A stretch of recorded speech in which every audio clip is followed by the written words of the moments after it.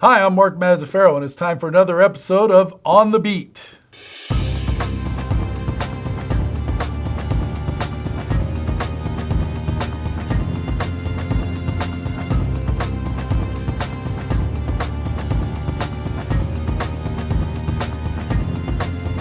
And with us, as always, on the beat is Vacaville Police Chief John Carli. John, how are you today? Doing well. Good to see you as always. Good to see you, too. We haven't done one of these in a while. Well, it's not as if we haven't been doing police work and being in the community, but we all do get busy, so that's okay. And Right. I'm sure there's a lot of questions. Well, there's a few, but so let's just jump right into it, shall we? Let's talk about your department. Got quite a few changes going on over there, don't we? For the good. For the good. There's been a lot of new people who've come on board, both professional staff and police officers. Our recruiting has gone well. What's really fascinating is how many people who I've seen grow up here who are now police officers here in the community. Very strong support for a community that you want to stay here. Most people just want to leave Vacaville. That's what somebody would think, but they seem to come back, and so we're hiring them. There was a nice article about one of your more recent hires who was sworn in, who was a Vacaville resident and is now, grew up here. Yes. And is now on the force, which is ideally, I think, what you want to have happen in any, community police department, correct? Absolutely. I believe that what's missed in a lot of community policing is the connection to the community. It isn't about simply pay and benefits. It isn't just about who can recruit the best people. Some of the best people are going to be those who understand their roots, the local community, the people.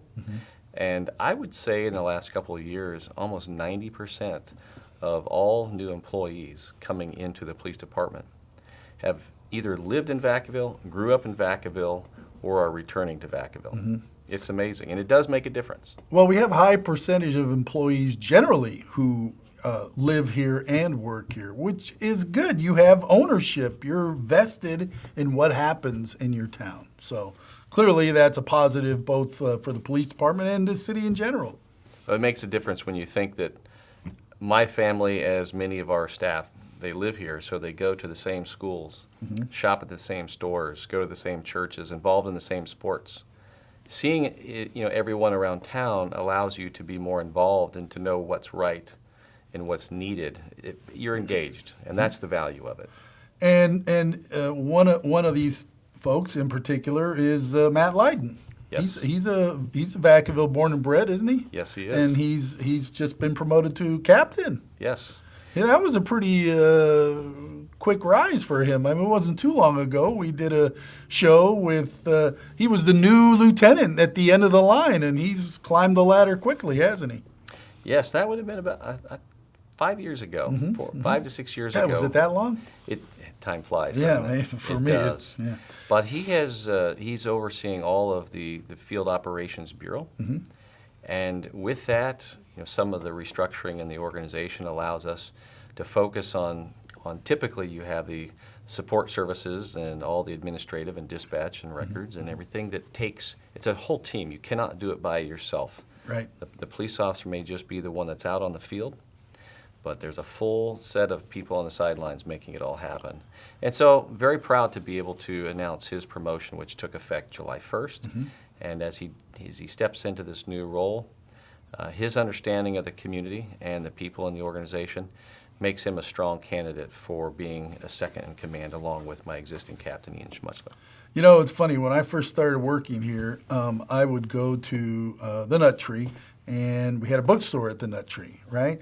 And one of the first people I saw who I worked with at the Nut Tree at the bookstore was Matt, and he was there with his wife and his kids, and I just thought that was so cool. They were over looking at the kiddie books, and it was like that's how it's supposed to be. A police officer raising his family in the community he works in, and out there, visible part of the community. I wasn't walking around going, "Hey, look at me, I'm Matt Lydon," because that's not how Matt is anyway. But it just kind of exemplified what you want on your police force and in your community.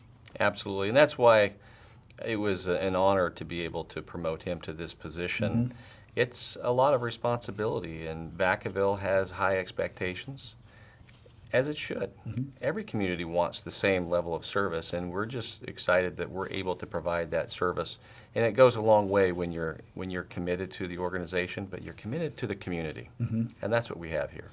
Yeah, and I think generally our employees are committed to our community. The ones who don't live here, I think, are equally committed, but it's even nicer when they live here too. So I mean, I don't want to downplay that other people who don't live here, they aren't working as hard. They're working just as hard, but it's even better when they do live here.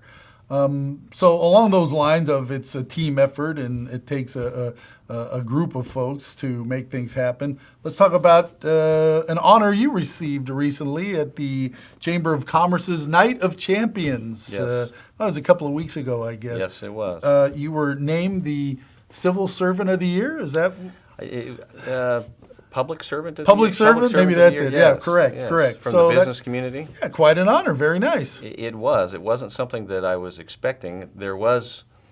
I was told in advance, hey, can you make sure you're there? That's usually a sign that there's some form of recognition.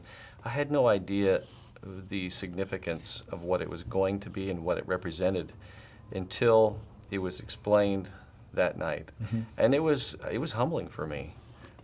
The focus of the community is something that's part of our mission strategy. It's near and dear to my heart. I recognize, and part of what I try to share with staff is, what kind of service do you want? And remember, we were just speaking about if you are the community, it's easy to understand what the expectations would you want as a community member, both as a resident and as a business owner. Right. People want to feel comfortable and safe in their homes and in their community. The business community has an objective, and that is beyond making money. It's to thrive. I mean, there's this excitement that occurs when there's local businesses that do well, and it provides stability for the local economy, but just a local way of life. So our role isn't just the typical keep people safe. That's understood. Right. It's the so that. What is the so that question? So that people can raise a family and thrive and enjoy life. So understanding that really is important within the business community, and making sure that we meet their needs has been part of our focus over the last couple of years. Well, it's nice that they honored you, Chief, but and you know as well as I do that there's a whole team behind you that helps make these things happen. Well, that for me is what made it easy to accept on behalf of the department.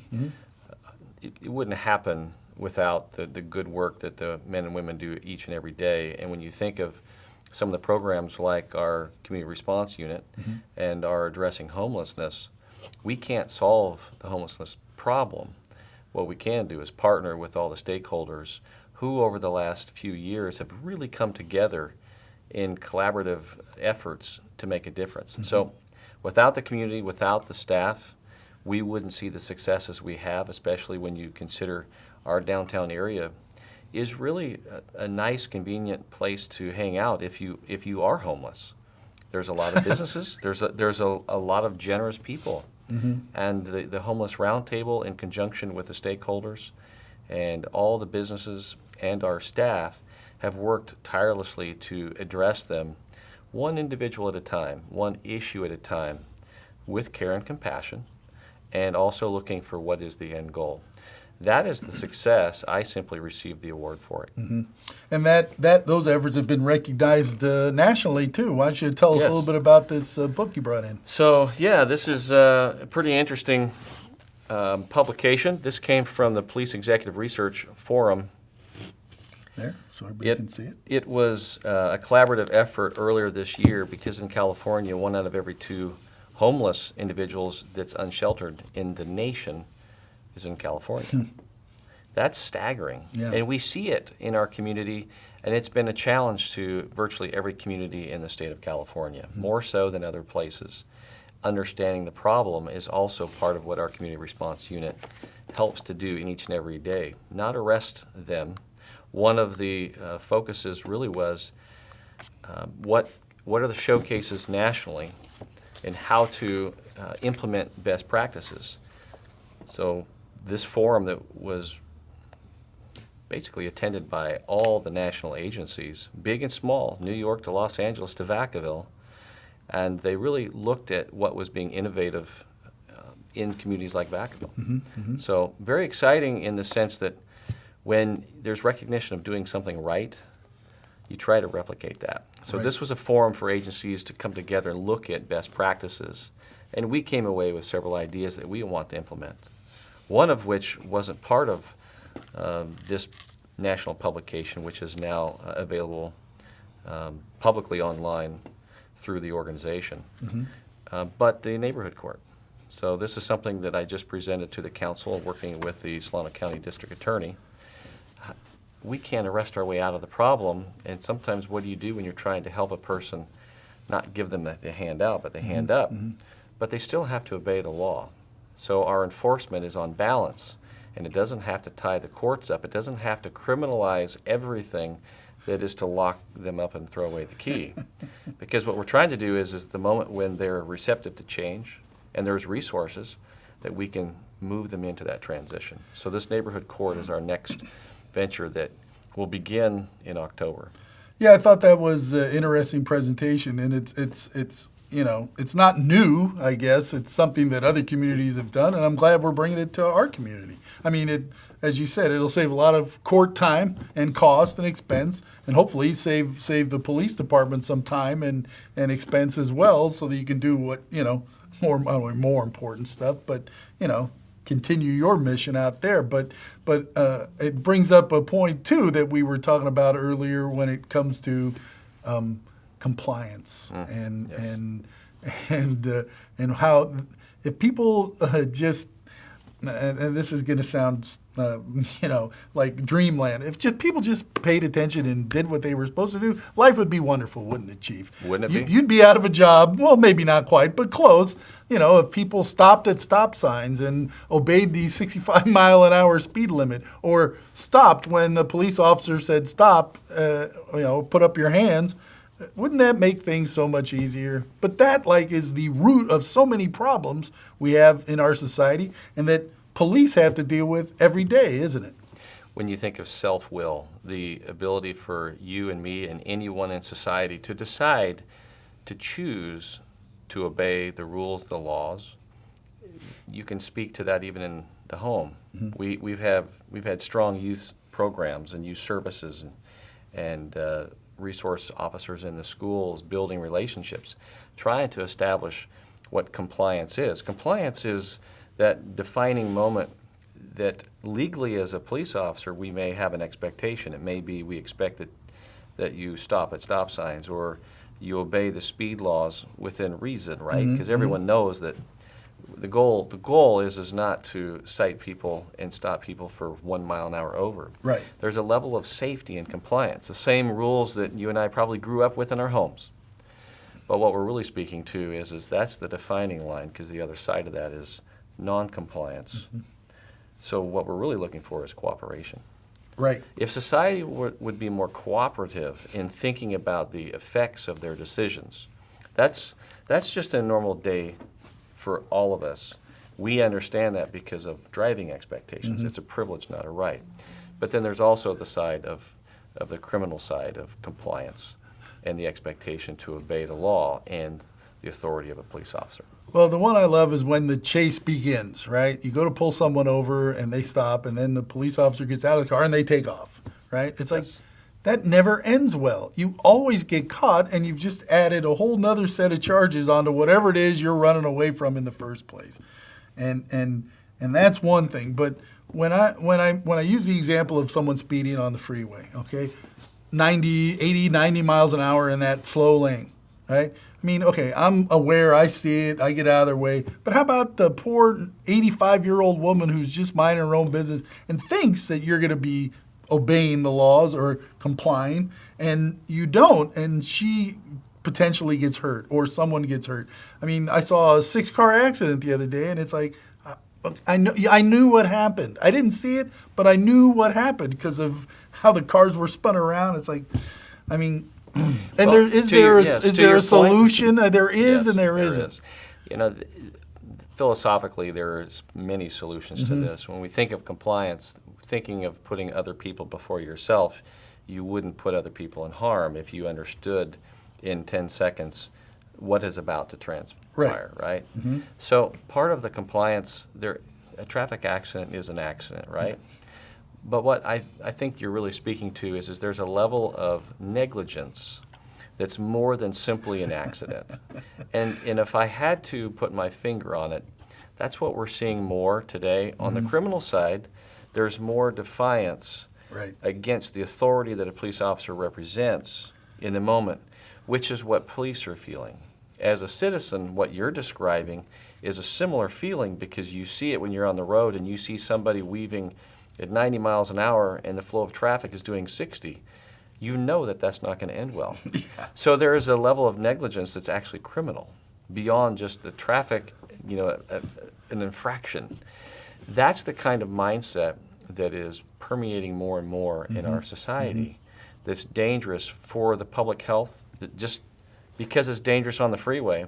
But then you add the criminal element of the way some of our rules and laws have shifted, and it's making it ever increasingly challenging as a peace officer to balance what it is to simply keep the peace and to create a safe environment, especially when there's so many people today that are willing to just color outside the lines.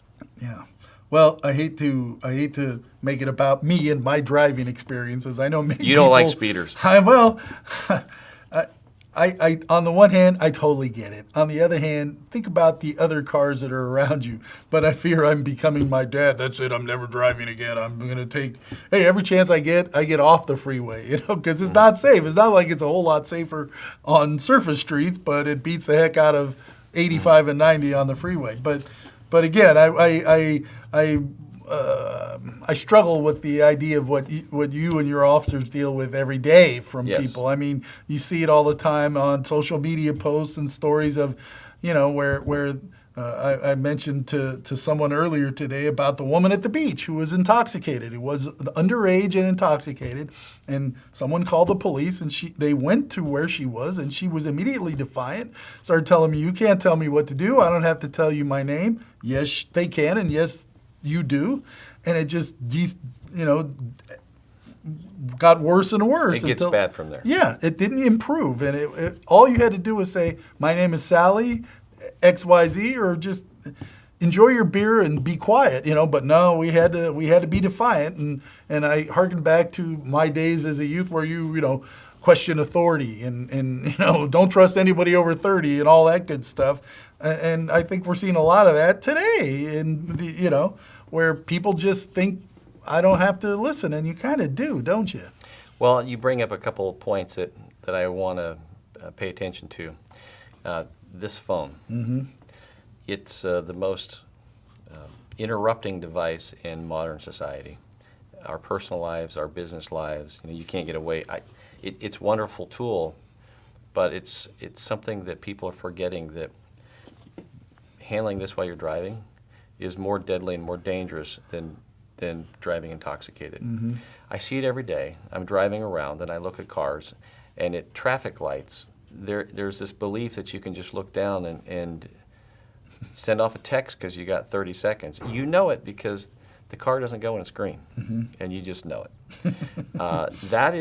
That's a penalty that more and more enforcement will be done, because it is negligence.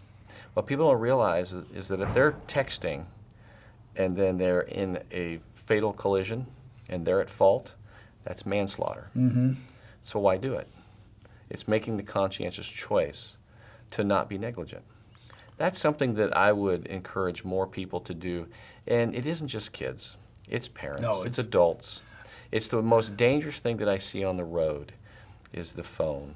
The phone was less dangerous when it was up against your head, and even that was illegal. But texting, there's no excuse, and we all know it.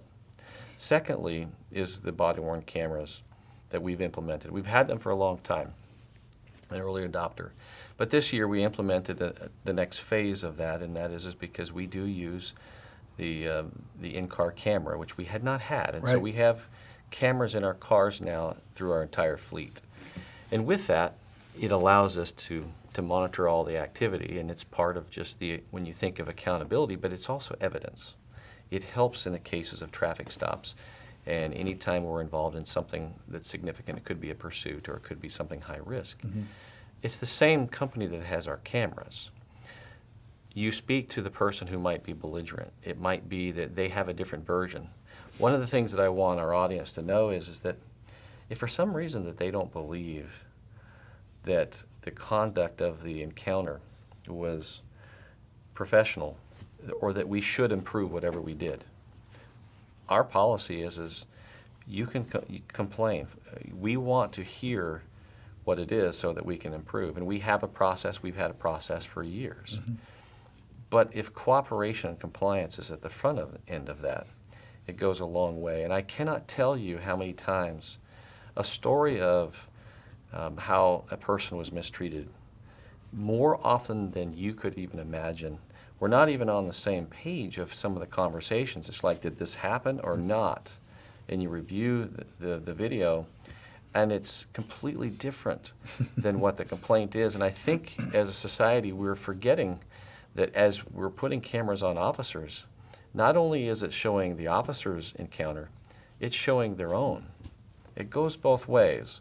And I predict in the very near future that that is really what's going to be the evidence in court anyway, because it's an example of what occurred. Right. And that's what we're seeing. And so it's just an understanding that it isn't just about trust and transparency about the police. It truly is about some information that adds context and texture to the conversation at the traffic stop or the actions.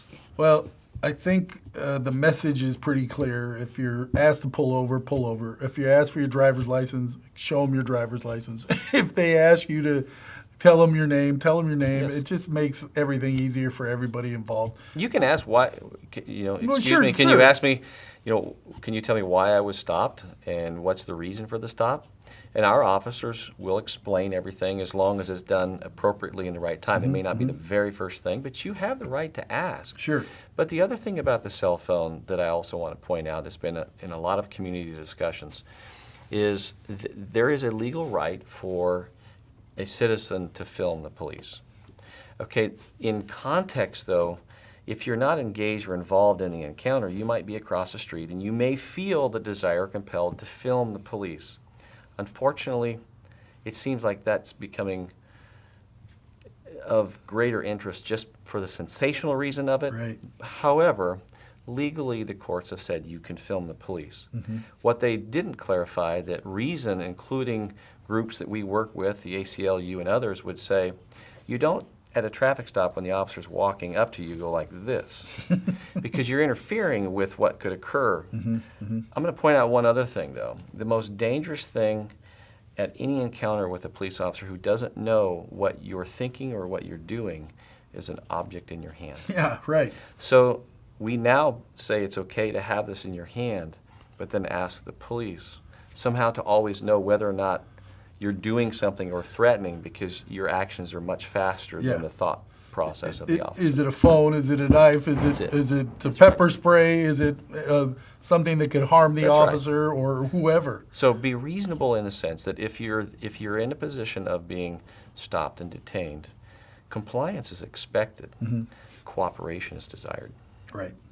And anything beyond that is something that I've often said. I have never in my career used force on anyone who's complied. Right. So there is a broader conversation, and that could be for another time, but I will tell you, the goal really is to provide the highest level of service to anyone that we stop. Now, do we encounter people who have warrants and who aren't obeying the law, whether it's traffic or criminal? Absolutely. Of course. Right. Every community does. But overall, this is a community that really does believe in having a safe and vibrant place to live. It's a place of peace. It's the reputation. And that's our goal and our mission. And that's what I'm proud of our organization.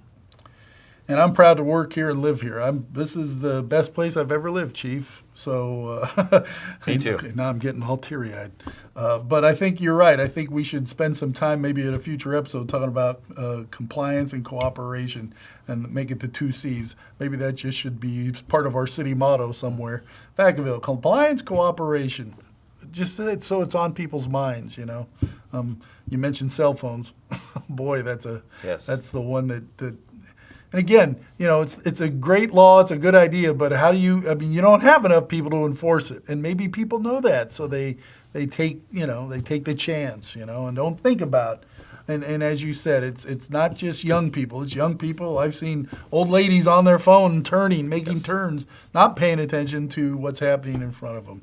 So, if you hurt someone doing those kinds of acts, maybe it was not something in your heart to hurt someone. right. But that negligence is, if you were to actually kill someone, is homicide nonetheless.